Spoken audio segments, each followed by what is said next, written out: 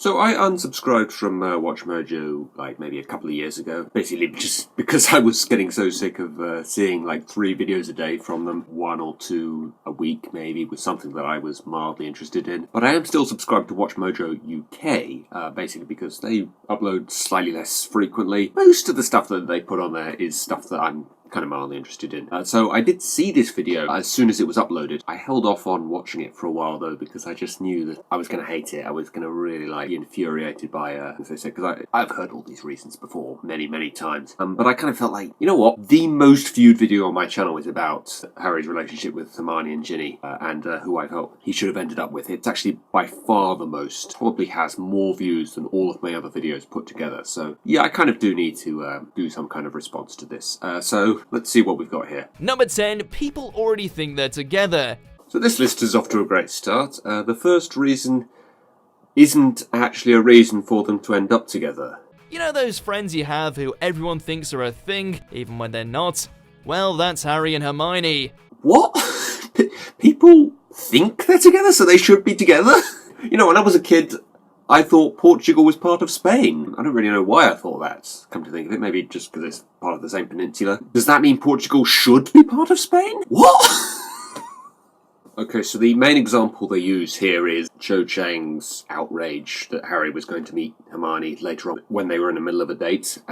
She gets a bit jealous and sort of thinks he likes Hermione more than he likes her or something. It's a scene that's not in the movies. Remember that for later on. The real sort of purpose to the scene, I think, is it's supposed to be kind of an early indication that Cho is not a good fit for Harry. She gets jealous very easily and she's a little bit paranoid about his relationship with other girls. We're not supposed to think that she's subtly making a suggestion that the two of them get together. Yeah, I don't really understand, you know, someone got jealous and upset about the idea that 2 people might be together, so they should get together. That doesn't seem like a logical conclusion to me. The other example they use is Ron. There's nothing in the books to suggest that Ron thinks they're together. He just sort of gets a little bit jealous of the idea of them getting together at one point in Deathly Hallows when, you know, he's about to destroy one of the Horcruxes. Ron knows that they're not actually together.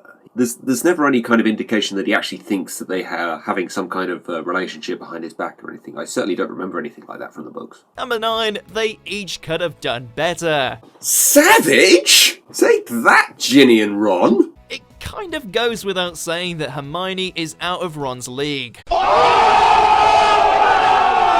Bloody hell, it gets even more brutal. Goes without saying, my god. So I know this is based on things that fans have said. You know, this is just just a list of what they've heard, just sort of in general. That's just the way that WatchMojo works. But yeah, someone had to have written that down in the scripts. It goes without saying that Hermione's out of Ron. What? There's nothing in the books about Hermione being this kind of femme fatale, sort of incredibly gorgeous-looking woman that all the boys are after or anything. In the books, she has quite large front teeth and a lot of bushy hair. She's described as being not unattractive or anything, but certainly less desirable to the typical sort of male demographic, I think. And then in the U-Ball, suddenly she's sort of all dressed up in a nice dress and her hair's tied back and everything, and her teeth have been fixed by that point. And Harry just sort of suddenly notices, oh wow, she's beautiful. Before that, though, she's not really sort of described as a particularly sort of irresistible kind of woman. So I don't really understand why anyone would think that Hermione is out of Ron's league. I have heard this before from other fans, you know, oh, Hermione's so beautiful, you know, she deserves better than Ron or something. I mean, is Ron ever described as ugly? I don't quite understand where people get this idea that Hermione's sort of this stunningly beautiful woman and Ron is ugly or, you know, a terrible person or anything. I think that, you know, in terms of sort of social status, they're on about the same level. And in terms of how attractive they are, they're on about the same level. So I think basically this just all revolves around the fact that people just like the character Hermione a lot more than they like Ron. I suppose I can get behind that in a way. Hermione is definitely a sort of more interesting kind of character than Ron, but I think a lot of that has to do with the fact that Ron has been through a lot more than Hermione has, you know, in terms of his upbringing and his familiarity with the wizarding world. Hermione's sort of background in terms of how she's been brought up and what she knows about the world is just sort of comes from what she studies and everything. She's a hard worker, she's a good student. Does that make her incredibly desirable? You know, when she has sort of no background to the wizarding world or anything. I've always just thought Ron is a more kind of interesting character. I think his bad-tempered and jealousy a lot of the time is kind of understandable given what he's been through. Yeah, I don't think Hermione should be portrayed as being out of Ron's league just because she's a more likeable character. And as for Ginny, they basically just talk about the way that she's very underdeveloped and not particularly interesting in the movies. So before, in their previous entry, they talked about something that was only in the books, and now they're only talking about the movies. So there's a real lack of consistency to this video, the way that they're just sort of picking and choosing from the movies or the books, depending on, what fits their argument best. For the sake of consistency here, though, I'm just going to regard the books, and anything that is only in the movies, I'm not going to take an interest in, because, the books are the thing that I'm interested in, really. The movies are nice and all, but they don't do justice to the books at all. In regards to their whole point about Ginny's portrayal in the movies, it's just not important to me. I love the Ginny from the books. I think she's a great character, and I think she was a great fit for Harry. She's not particularly well portrayed in the movies, but I'm all about the books myself. Number 8, House Elf Appreciation. So here we have something else that's only in the books. So we've had one point that is only about the books, one point that is only about the movies, at least as far as the Ginny part of it things, and now another one that is only about the books. There's no consistency here. They're almost being consistently inconsistent with the alternating between books and movies. So actually what they have to say here doesn't make sense to me. Hermione should have ended up with Harry because he had more of respect for house elves than Ron did, because Hermione was all about, protecting house elves' rights. I seem to remember that Harry was fairly sort of sceptical of Hermione's views about house elves as well. I think he was just less vocal about it than Ron was. But there are definitely mentions in the books of Harry sort of thinking that her idea with the house elf liberation spew and everything behind that was a bad idea, that he didn't really like the idea any more than Ron did. It actually brings Ron and Hermione together at the very end, because Ron comes out and says in the final book, we need to get the house elves out and protect them, and Hermione kisses him because he said that. A little bit just sort of out of nowhere. It's like, he said that one thing and that's going to make them to get together, make them fall in love or something. I don't really think Harry has any kind of noticeable more respect for house elves than Ron did. Is portrayed as having a closer relationship with a couple of them. Does that necessarily mean he's more behind Hermione's views about house elves? I don't think so. I think he was just as sceptical as Ron was. Though, to be fair, he also wasn't very enthusiastic about spew. Funny, they actually do refer to it as spew, even though Hermione makes it quite clear in the books that it's not spew, it's S-P-E-W. Spew is the name Ron gives it. And weirdly, this point becomes sort of a different point towards the end, because they start talking about the prejudice that the three of them have had to put up with. Hermione for being Muggle-born, Ron for being poor, and Harry, I guess, for having dead parents or something. They come to the conclusion that the prejudice Harry and Hermione have had to put up with is far worse than what Ron's had to put up with. I don't really agree with that assessment. I think Ron, if anything, had the worst kind of abuse from Malfoy for being poor. Does the fact that they've been abused because of their past or their background or something, does that mean they should get together? Number 7, they've always respected one another. Again, Ron is much more vocal about the way he feels about sort of some of the things Hermione does. Harry just sort of thinks it to himself, maybe just because we hear Harry's internal thoughts and we don't hear Ron's internal thoughts. Rowling just felt the need to have Ron say these things, whereas with Harry, it was enough for him to just think them, and we as the reader would know how both of them felt. I'm pretty sure that they both sort of felt a similar kind of way about Hermione when they first met her, that she was a little bit interfering and they were a little bit irritated by how she was kind of a know-it-all and liked to just sort of talk about what she felt about everything, even though, they weren't particularly interested in. And I think they had a common irritation for Hermione when they first met her, to be honest. I don't think Harry had any more respect for her than Ron did. There's another interesting thing that they specifically say that Hermione teaches Harry a lot of things, but she doesn't teach Ron things. I don't know, in the first book she teaches Ron Wingardium Leviosa, and she certainly helps him out with a lot of exam papers in later books. Ron is just not as good a student as Harry, so he needs Hermione's help a bit more, and Hermione's maybe a little bit more reluctant to help Ron, maybe because she feels like he doesn't deserve it in the same way. I definitely feel like Hermione, in terms of schoolwork, is a bit nicer to Harry, and I almost feel like that's kind of an indication that she has kind of a closer relationship with Ron. Because, you ever heard that phrase, you only hurt the one you love? If, say, a complete stranger bumped into you on the street, you'd just say, oh, sorry, and then you'd walk off. If someone you knew bumped into you, you might be a little bit more sort of irritated by them, or you might be more inclined to just sort of say, "Oi, watch where you're going, you clumsy fool," something like that. You wouldn't talk like that to a stranger. Maybe Hermione just feels like she understands that Ron needs to do this himself a lot of the time. And perhaps she doesn't understand that with Harry, or... Number 6, Ron's potential for sacrifice. Okay, so right away, I don't understand where they're going with this one. Ron makes a major sacrifice during the chess game when he lets his player be taken so that his side can ultimately win. Harry and Hermione should get together because Ron sacrifices himself in the Philosopher's Stone? Yeah, okay, I'll give them benefit of the doubt and I'll watch this out, but at this point, I really don't know where they're going with this. Many speculated that of the main 3 characters, Ron seemed most likely to die had he somehow sacrificed himself, leaving his friends to be together.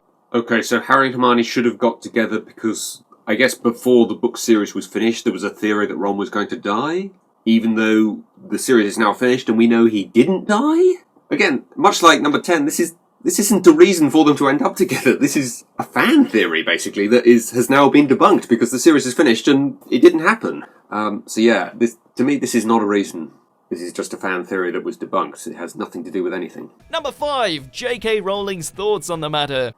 Rowling made a statement a few years ago that she felt Harry should have ended up with Hermione. I have looked through the quotes that she's made on the subject, and they all seem a bit vague to me, and they don't really go into a huge amount of detail about what she really means, saying that she felt they should have ended up together. She's sort of questioning her decision about whether or not she made the right choice. But the thing that sticks out to me is that, she hasn't pulled a George Lucas and changed the actual books, since making that statement and had Harry end up with Hermione. She's obviously satisfied enough with the ending to the books that, she's going to keep them the way they are. I don't really feel like she feels particularly strongly one way or the other. She's just sort of in two minds about the whole thing, Should he have ended up with Ginny? Should he have ended up with Hermione? Since making the decision for him to end up with Ginny, she's questioning whether or not she made the right choice. I don't think she's actually saying she made the wrong choice. I think she's just questioning whether or not it was the wrong choice, It's like, say you've got a red jumper and a blue jumper and you decide to put the blue one on. After leaving the house, and you might start to think to yourself, maybe it would have been better if I put the red one on. Number 4, their shared past. One major thing that Harry and Hermione have in common that Ron does not share with them is the fact that they both grew up with muggles. That's a very vague and sort of general thing to have in common. Harry and Hermione are not unique in that regard. Plus, Hermione's upbringing was quite nice. She had parents, and I'm sure her parents, loved her as, you would imagine any set of parents would love a daughter. Whereas Harry had quite an abusive upbringing, with a family that didn't love him. Outside of the fact that they were raised by muggles, I think their upbringing actually wasn't that similar at all. Because they both spent the beginnings of their lives living in the muggle world, they have a shared experience that allows them to be more understanding of non-magical people. Yes, they understand non-magical people, and they probably understand what muggle-borns are going through when they first start discovering that they have magical abilities. I'm sure there are lots of people in the wizarding world that have that kind of understanding and know those things. They don't all end up together, do they? Number 3, their mutual trust. One of the things that colours Ron and Hermione's relationship the most is the jealousy they have about one another. This is one that's maybe quite a good point. Ron and Hermione do argue quite a lot, almost like a married couple or, a brother and sister might argue. It doesn't really give any kind of clear indication that they might actually be in love. Oh, they hate each other so much on the surface that they actually secretly love each other. It's not something that happens in real life, I don't think. In a way, I can kind of get behind this point because, it's not a real indication that two people are in love, arguing a lot. So the fact that Ron and Hermione argue a lot is not a reason for them to get together. And obviously, Harry and Hermione don't argue nearly as much. But also, what stands out to me is the fact that Ron and Hermione argue a lot, and yet they still remain friends. Their relationship has been tested a lot more than I think Harry and Hermione's has. I think that's maybe a sort of key detail that I think a lot of people are missing. There's a sort of binding to the relationships of these three characters. And I think Ron and Hermione's has been through the most amount of abuse, and yet it's still held firm.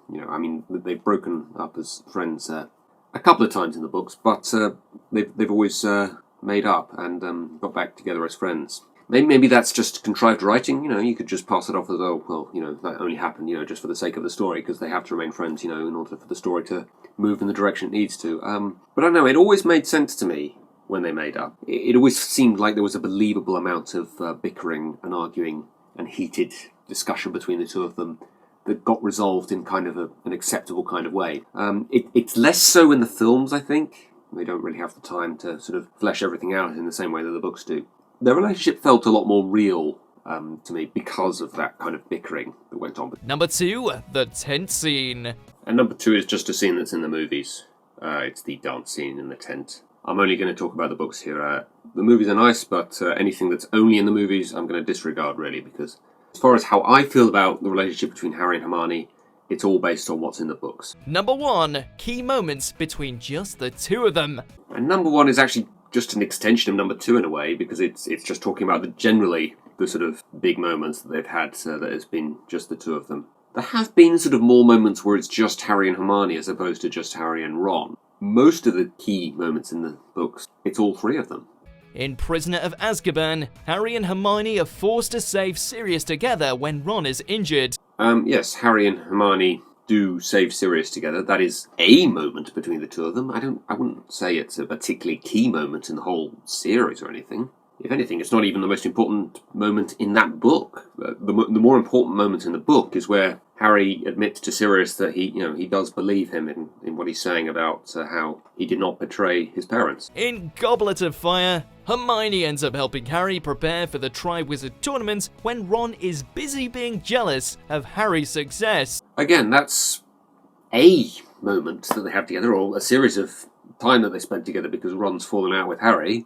I wouldn't say it's a particularly key moment in the series or anything. One of the sweetest moments of the entire series takes place when Hermione accompanies Harry to Godric's Hollow and they visit his parents' tombstones. Godric's Hollow, great chapter and everything. It's one of my favourite chapters of that book. Again, is it really that key a moment in the series? I mean, there is a sort of important fight where Nagini shows up. I don't know, when I think of like the real key or important moments in the series, I don't really think of any moments that only involve Harry and Hermione, to be honest. So they've had moments together, but are any of them like massively important in the series? I don't think so. Okay, so that's that, guys. Let me know what you think. Do you agree with this video? I'll put a link in the description so you can watch it all for yourself. Let me know what you think. What do you think? Should Harry have ended up with Hermione? Should he have ended up with Ginny? Should Ron have ended up with Hermione? Or should Ron have ended up with someone else? Let me know. And I will see you later.